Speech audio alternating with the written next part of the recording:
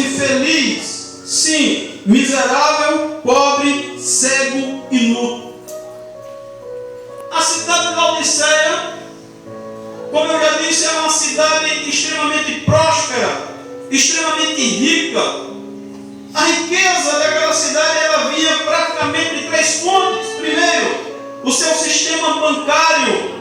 O ouro era a moeda corrente da época. A cidade tinha um sistema de bancos muito forte. É por isso que no versículo 18 nós temos a expressão: aconselho que compres ouro refinado pelo fogo.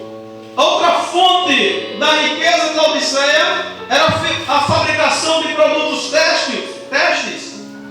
Nós temos ainda a expressão no versículo 18, Jesus dizendo vestiduras brancas para te vestirem. É uma referência à fabricação de roupas. E ainda a sua riqueza provinha da sua produção de medicamentos. Em Laodiceia adorava-se ao deus Esculápio, é o deus da medicina. As pessoas aqui que já estudaram ou estudam enfermagem ou estudam medicina, ouviram aí nas farmácias o símbolo da medicina. É um objeto, uma taça, se não me foge da mente, e uma serpente ou duas serpentes como que enroscada, é o símbolo da medicina. Essas serpentes representam o deus Esculápio, que é o deus da medicina. Os gregos adoravam esse deus como o deus da medicina.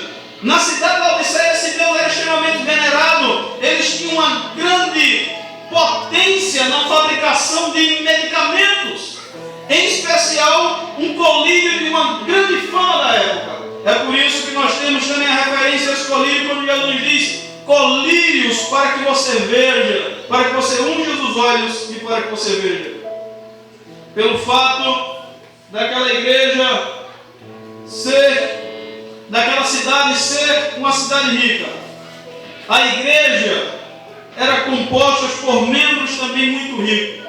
Consequentemente, a igreja também era uma igreja muito próspera, muito abastada.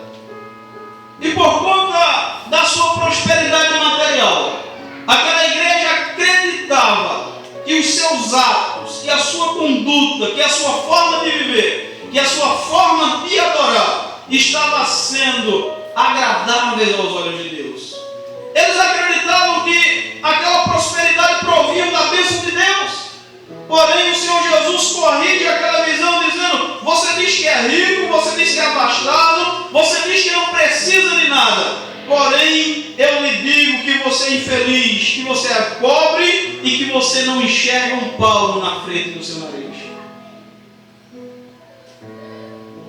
A Bíblia ela manda cada um julgar a si mesmo, examinar a si mesmo, olhar para a sua vida e avaliar como está a sua situação espiritual. Porém, esse julgamento, esse auto-julgamento não deve ser de acordo com o nosso conceito, com o nosso modo de pensar, com as nossas verdades, com os nossos princípios. Não temos capacidade para fazer isso direito. Esse auto-julgamento, essa autoavaliação tem que ser feita à luz da Bíblia. Eu preciso me medir pela Bíblia. Eu preciso me medir pelos princípios de Deus, por aquilo que está determinado em sua palavra. Muitos ainda hoje se enganam com prosperidade material.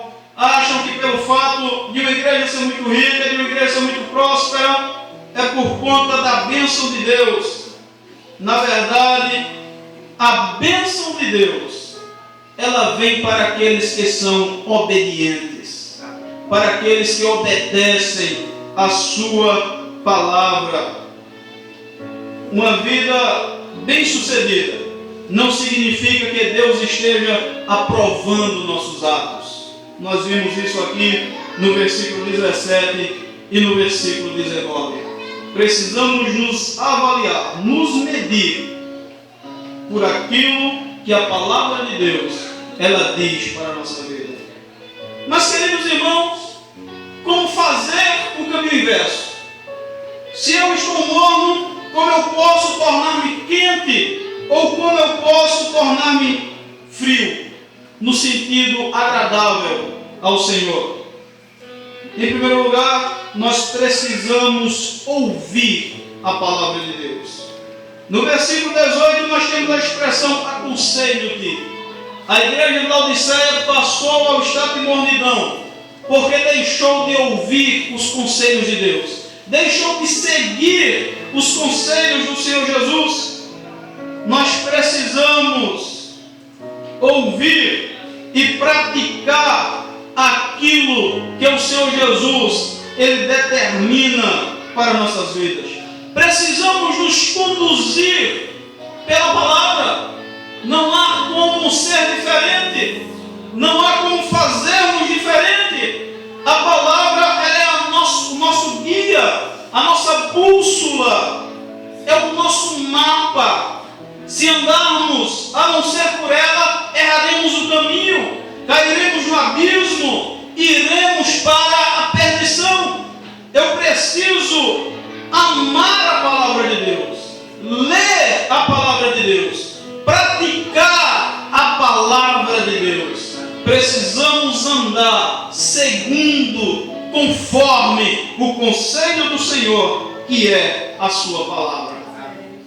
Precisamos também, em segundo lugar, abrir mais uma vez a porta do nosso coração. No versículo 20, Jesus diz: eis que estou à porta e bato. Se alguém ouvir a minha voz e abrir a porta, entrarei em sua casa e cearei com ele e ele comigo. É uma coisa interessante essa expressão desse texto. Esse texto passa-nos a impressão de que Jesus está do lado de fora da igreja, batendo na porta, esperando que alguém abra a porta para que ele possa entrar.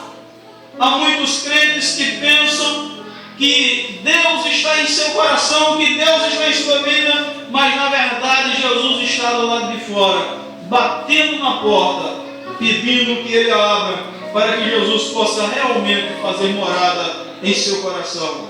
Precisamos abrir mais uma vez a porta do nosso coração. Precisamos dar ao Senhor Jesus mais uma vez a primazia, o primeiro lugar de nossas vidas. Precisamos permitir que Ele ocupe o centro do nosso coração.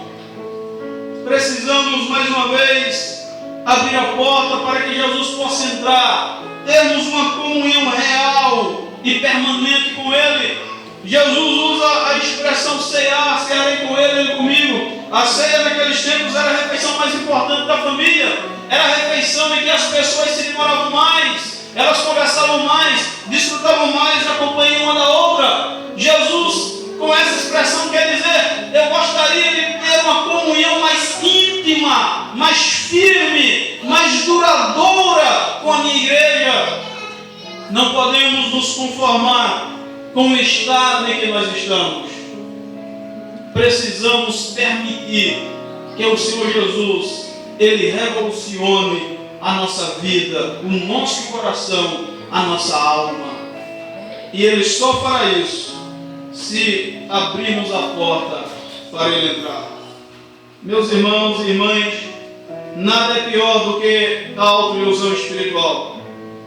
Talvez alguns aqui nessa noite tenham se tornado crentes mornos ao longo da caminhada, pelas batalhas da vida, pelos imprevistos da vida, pelas provações da vida. Talvez a sua fé tenha esfriado um pouco.